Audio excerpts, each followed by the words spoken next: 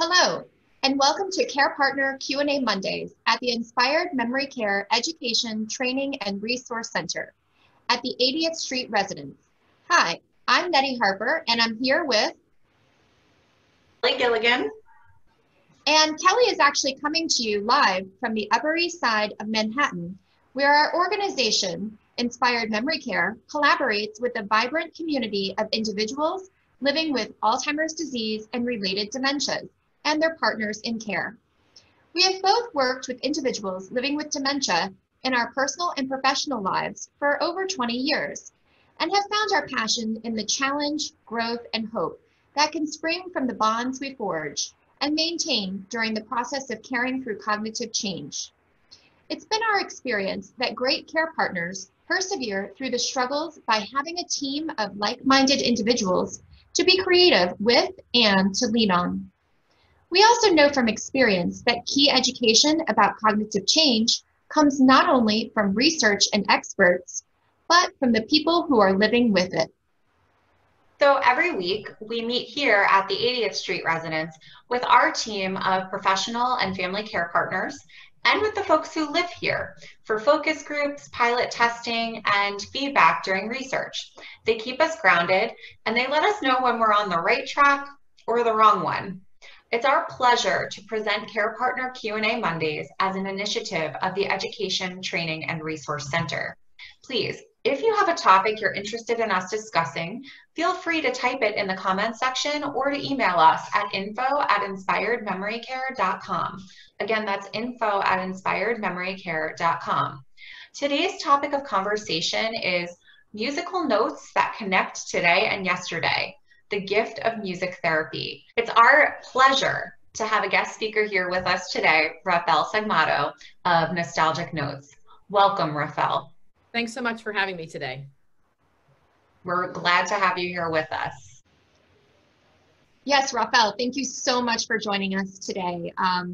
We've actually known each other for many years, and it's exciting that you have joined us here for this episode on music therapy. I know that it was a pleasure to watch you work those many years ago. I remember, I think it was on your second day, I walked into the dining room and all of a sudden there was a crowd that was kind of circulating around you and with one of our residents there, John, and I was like, oh gosh, what has she gotten herself into on the second day of work? And we walked in and it was a beautiful moment happening. Can you just tell us a little bit about the beautiful moment before we get into really the benefits of musical therapy? Sure. So I remember that moment very clearly. I had to sing from memory because I didn't have all my books with me, my big collection of sheet music. And so I figured, well, you know, what songs can I sing from memory for all these folks here? And I just happened to pick Clementine. And this gentleman, John, and I knew nothing about him because, as you said, this was my second day of work. I was wearing these shoes, not my tennis shoes, as you say. I was wearing these, like, I don't know, like not high heels, but like dress shoes, right? So clearly that was an experience with that. And I just remember my feet were killing me and, you know, what can I play for this man and all these people? And so I picked Clementine and this gentleman starts singing. And as many other residents were singing, so I don't think anything of it because what I didn't know is that this gentleman had a massive stroke. He was hemiplegic and that he had been to speech therapy for quite some time and still had not said a word. And yet he had no problem singing multiple verses to Clementine. As it turns out, that was his favorite song. And through my working with him, he ended up being able to speak. And, you know, if people interrupted his favorite song, which somebody was, you know, maybe a month or two later, his face got beet red and he turned around and told this woman to shut the hell up. He found his words, didn't he? Very clearly, very clearly. He certainly did. And I actually had the pleasure of my office at the Village Nursing Home was right next to the speech language pathologist. And she came over to my office and she's like, I've been working with him for so long and I couldn't get him to say a word. And her second day, he was singing a couple of verses to Clementine. And I knew you were just going to be such a great success for our residents and partnering with them. And so, you know, we were colleagues and now since friends ever since. And so thank you for joining Kelly and I here today and being part of our episode for the 80th Street Training and Resource Center. We really appreciate your time. So we have a couple of questions here for you today so that we can share with our listeners on exactly what music therapy is. But before we get into that, you know, what exactly brought you to the field of music therapy? Why would you pick that? And because I know for me, when I had to share with my parents, I'm going into recreation therapy, you know, they had some questions and some concerns. So I'm just curious, you know, what brought you to the field of music therapy? So first of all, thanks so much for having me. I do appreciate it. So it's funny that you ask, you know, what brought me to the field, because my whole life I actually was going to be a chemical engineer. And I saw a story on, I don't know which major news network it was, but it was the one with Peter Jennings. And he was doing a story on music therapy, and, you know, the story was featuring pediatrics. So I said, oh, that's fun. You know, I'd like to work with kids, and I love music. And, you know, at the time I was playing violin, and I had also played clarinet for many years. So I saw this, and the last line that he spoke about was said, oh, and absolutely no violins. And considering that was my major, I figured, well, that's a challenge, and, you know, no one's going to tell me I can't do that. And so I said, you know, I'm going to go to school for music therapy. Parents were not too pleased at first because they never heard of it, you know, and my mom heard music, and she's like, yeah, I don't know about that. So, but once, you know, she did the research with me and saw that it's a legitimate profession, and it's a good one at that. So I went to school for it, and it's been, the rest is history. I have to say, I know your parents, and they're very supportive, just like mine. So I'm glad that we have the supportive parents that, you know, supported us to get into these fields, because, you know, music therapy, recreation therapy, as we have the same belief along with Kelly here, that the best treatment for people who are living with cognitive change is truly engagement, and these creative arts that we are bringing to their lives. That's what it's about, right? Socialization and the creative arts. That's the best treatment for cognitive change. So we're looking forward to learning more about music therapy from you here today. So basically, you know, we hear a lot that music can really support with our mood and so forth, as I mentioned. But what's the difference between, you know, a music therapy session versus just listening to the radio? And why would people hire a music therapist when, you know, anybody can just play music? That's a really good question. So music has a place. There's a place in our lives for every type of music. Okay, so recorded music has its place, because I, as a music therapist, I can't be everywhere all the time, right? I can't be with people at midnight when they're trying to go to bed, or they're, you know, awake and they should be going to bed. So recorded music is something that I'll use to help support music therapy. It's not music therapy, because music therapy happens when you have this exchange between people, right? And we're using music as the tool to make some sort of change, right? So either to engage socially, to keep their minds active, you know, which is especially important during the difficult time that we've all been having these last several months. So yes, recorded music is very helpful, and it's not just with people with you know, cognitive impairment. I use it now with my son, who loves music. So I use it to soothe him. But, you know, like I said, it's very different, you know, where you have that interaction to accomplish the goal that you're trying to do. Whereas recorded music is just usually for, I want to relax. I want to just kind of get my mind off of something, you know, that sort of thing. Thank you, Rafel.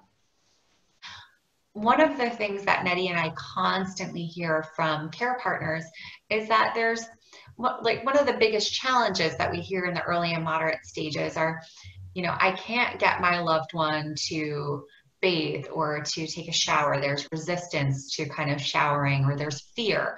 And so I know that you have a couple of instances where you've actually been able to music and therapeutic music into those processes. Would you give us an example or share a story of how it's worked for you with a client? Sure. So the first one that comes to mind is years ago back at Village with a woman named Natalie, who was just refusing to shower or bathe. She just hated it. And, you know, working with Nettie and other disciplines, we kind of all got together and said, okay, you know, I'll bring my violin, because she loved when I played the violin. So bring the violin. She also loved Frank Sinatra. So if there was a day where she needed to bathe and I wasn't there, like say it was a weekend, you know, they would put a CD player. At the time, we had CDs. This was before iPods. I guess I'm dating myself here. I was just going to say, at least it's not a record, but we are dating ourselves. So we would play, on days that I wasn't there, they'd play Frank Sinatra for her. When I was there, I bring my violin, and it would help not only with the bathing, but, you know, getting her out of bed was a process that would take, without the music and without my presence being there, gosh, like an hour. I think that the CNA said it would take 45 minutes to an hour because she was just so resistant to care. And yet when I would bring my violin and play for her, she was out of bed and dressed in about 20 minutes. So it was a really big difference, and it was just calmer for everybody, you know, calmer for her, calmer for the care associates who were getting her ready. It was just a more pleasant experience. And I think we had to give her chocolate ice cream too when she got the bath, if I recall correctly. Absolutely, absolutely. And I think also, I'm sorry to interrupt there, Kelly. I think also what was happening is she started associating your experience of the violin and with a pleasant experience of the shower. And then also we were using the same CNAs every time. So she started associating those CNAs with the pleasant experience as well, so it could be transferred over. And it was just so nice to see that it all started with your assessment of, you know, what her musical interests were, what would bring her peace, what, you know, the calmness, and we would have never thought the violin for this particular resident, not at all. It truly, like when you looked at her personality, I would have never in a million years thought about it, but you just simply came in, you did your assessment, and you're like, the violin's going to do the trick. And it did. It did. Absolutely. You know, the music really, I think there was a lot of apprehension and stress about it, because I think that was kind of her routine, was being stressed and agitated with getting out of bed and getting bathed. So the music was so different, you know, from what anybody would expect for her or from her, that it was good. It was good, and she enjoyed it. So that kind of was able to get her to kind of cut through the agitation and say, wait, what is that? Like, oh, I like that, you know? And then it was able to kind of stop that chain reaction of stress. Yeah, it sounds like you stopped everybody's stress. Well, that's good. I mean, I tend to cause it sometimes too, so. and just off of that, Kelly, you know, just being a witness to the whole experience, there is something, and it's valid what you said. You know, so typically we get in our head that it's going to be a tragic, terrible trauma experience, right? So we build that up, you know, as the care partner, and then so it becomes reality.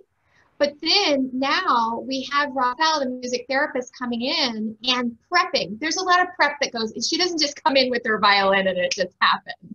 She prepares all of us for the experience of what to expect. And then, so those two build the rapport first, and then we start to come in and partner with them. So like she's gotten our anxiety down, so that we don't bring our anxiety to the process. So it's just a really wonderful thing to see from beginning to end. Because I do want to mention, because families might say, but you know, and we'll get into that maybe at the end if we have time, but might say, I can't afford a music therapist for years, you know, for my person to shower daily. It's too much, you know. So, but what we have therapeutic goals, right, Rafel? And so you start off with the goal, and then there's a to it as well when we are successful. And so, you know, this particular resident, once we were successful, we were able to kind of gradually pull out. So I think that's important to mention as well, that the staff was able to kind of gradually come in and then take over the experience and partner with her. So Rafel, we've been talking a lot about how you can collaborate with clinicians, your different experiences. We've obviously seen some of the benefits of music therapy. Well, we're still in this pandemic. And so during periods of, you know, Kelly and I were constantly saying it's not about social, you know, isolation. We still feel people need to be social, and we've been using these virtual platforms to keep social with people, and that's why we're doing these Care Partner Q&A Mondays, so that we can continue to, you know, be with our listeners and bring education to people and so forth.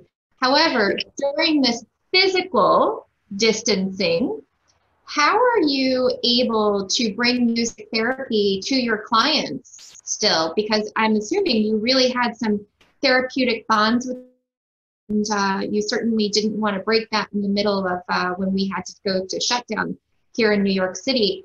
And so can you share with me how you might be continuing on with your practice? So during this time of isolation, it's been very difficult, you know, for everybody. And music therapy is possible virtually. And it's even possible with people that I hadn't necessarily met before. I do have some of my clients where we are continuing the sessions virtually, and they're working out beautifully. Now, one of my gentlemen that I'm working with, he has memory impairment, and I wasn't sure, truthfully, how it was going to go, since this was my first time really going into it with this modality.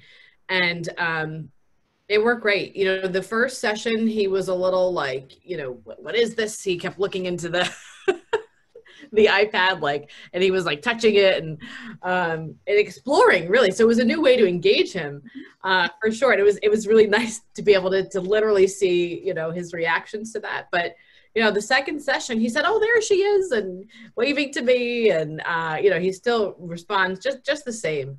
So it was really nice to see that my clients that have chosen to continue, you know, I really haven't seen any decline in them, which is nice, because, you know, their lives, he's in assisted living. And so everyone has been, you know, isolated, like really isolated, because you need to be.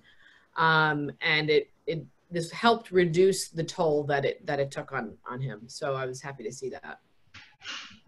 That's great, Rafel. And actually, thank you for, you know, thinking outside too on this, because I know that, you know, Kelly and I certainly also, we had to kind of shift, because everything we do, it was really, you know, live and in person. And so we didn't want to lose that connectedness that we need too, right? And so if we need it, certainly our residents living with this cognitive change need it as well. And we've had the same experience that you did, Rafel. Like when they see you on screen, they're like, "Hey, there she is," you know, and they get excited. They're remembering our faces, and we're still able to really engage them. And it's really an experience. And Kelly and I, we say all the time, if it weren't for our clients, we would have had a real difficult time also getting through this social isolation, this physical distancing, this pandemic, however you want to phrase it. So we equally feel that we are honored and blessed to have the relationships that we do with our clients. So thank you for, you know, kind of shifting and going virtually quickly and being there for your clients. In a typical session, can you share with us maybe some of those therapeutic goals that music therapists may have with their client when they partner with them? Just, you know, so our listeners understand why they might hire a music therapist. What might be some typical goals for a session? So typically the goals that I'll have for the people that I work with usually are around speech, to improve speech, to restore speech. Because that is where I work with people of all in all areas of memory care. So some people are very early in the disease process, but I have many people who are in mid to late stages. And this one particular woman I'm thinking of was to help restore her speech. And I used a combination of singing and playing small percussive instruments to do this. And this one is sticking out to me because this is a woman who, when you first met her, all she could do was to say yes or no, was just to give a nod like this. That's it. That's it. There was no word. You could tell you look in her eyes and you could see, like, I want to tell you something. I want to tell you, I want to talk to you, but I can't, you know? And so with the movement and having her move around and with scarves and props and other things to the music, it helped her nodding got better. So that was the first improvement I saw. And then through singing, she was starting to say yes or no. And I would have to give her a lot of time to allow her to be able to say yes or no. So it's not like she was immediately able to have a conversation, but over the next couple of months, she slowly went from answering yes, no, like closed questions. She was then able to answer open-ended questions. And I happened to walk in where her daughter had dropped off clothes or something for her. And, you know, she said, okay, Mom, here's your things. I'm going to go shopping. You know, do you need anything? And the client said to her daughter, no, I'm fine. I love you. Have fun. And they had this whole conversation, you know, and this was a woman who was late stage. She ended up passing away a couple months after this conversation had happened, maybe 3 or 4 months.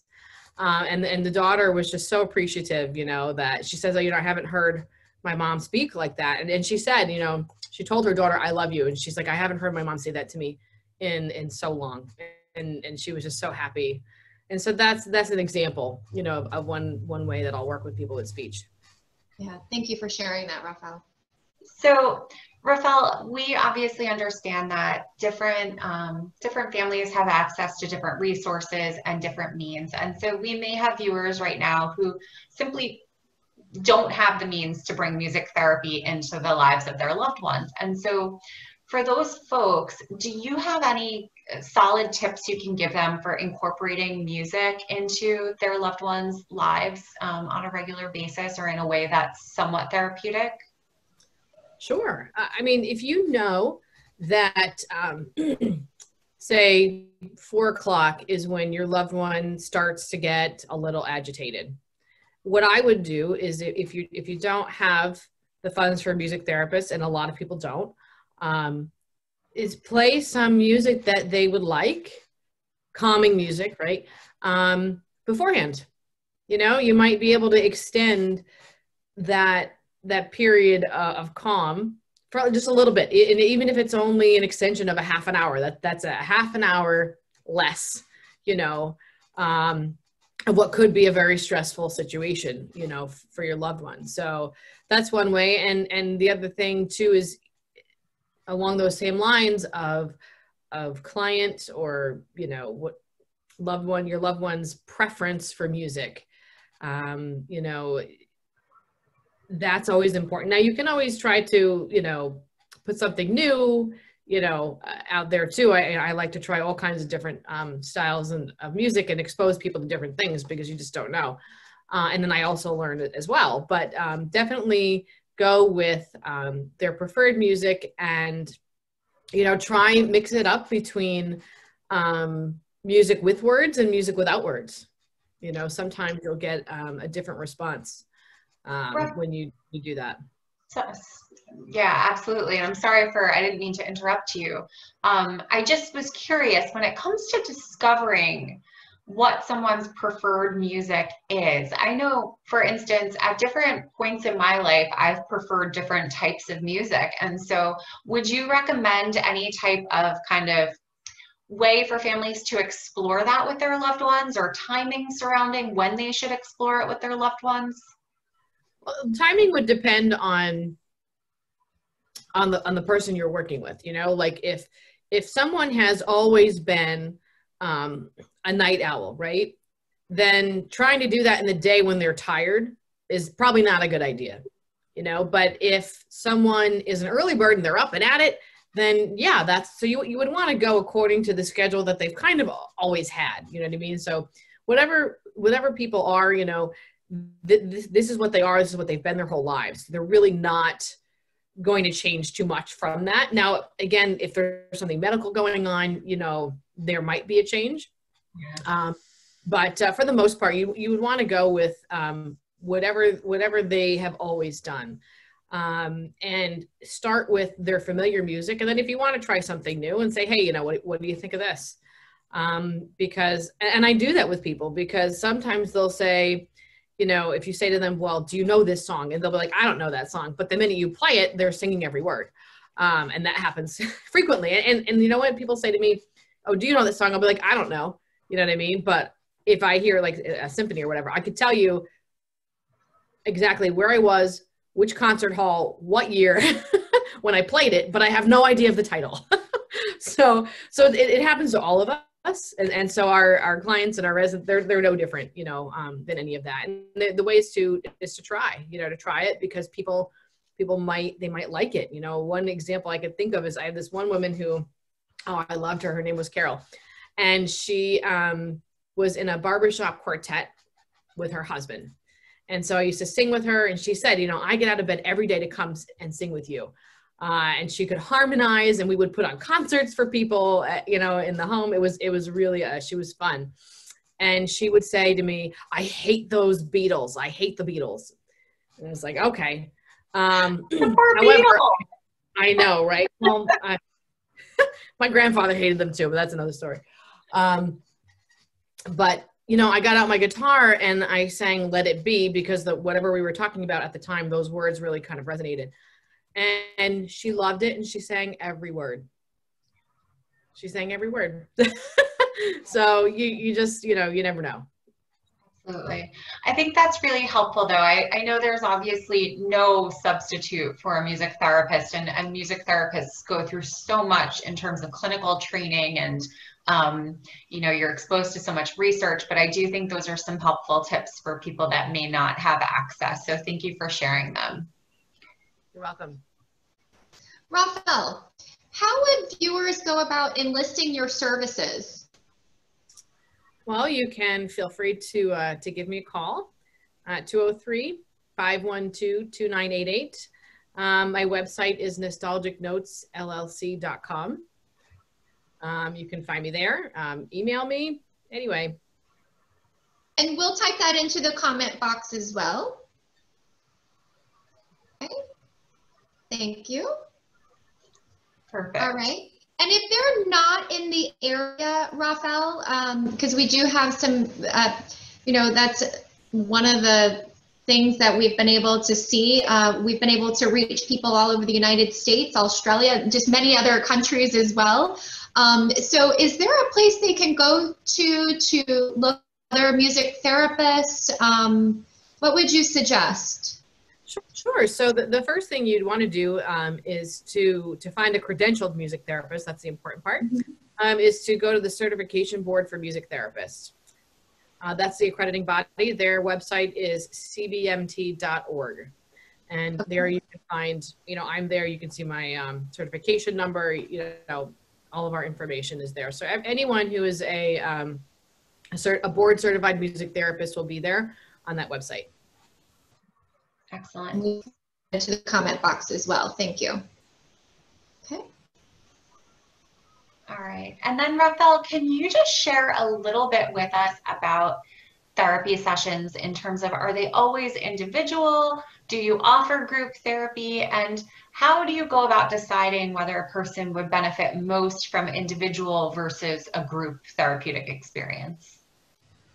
So everything would be pending assessment. You know, when I was saying earlier about, you know, people are the way they are, right? So if someone was never a group person, they're not going to really start groups now, and they would really be more appropriate for an individual session. But people who, you know, was always a social butterfly, they would be great for, you know, a small group session, right? Large groups, if it's too large, they lose their the therapy aspect of it. They're still therapeutic, right? But it's impossible with a very large group of people for me to track who's, you know, goals, because everybody has a different goal and objective, right? So if you have so many people, because it's very hard to keep track of that. So someone who enjoys groups, I would put them, say, in a small group, you know, 5 people. And then if you're not a fan of groups, or you just, you know, need that one-to-one, sometimes, you know, they would be good for groups, but they need a little bit more time in between the interaction, right? So whenever I'm working with somebody, some people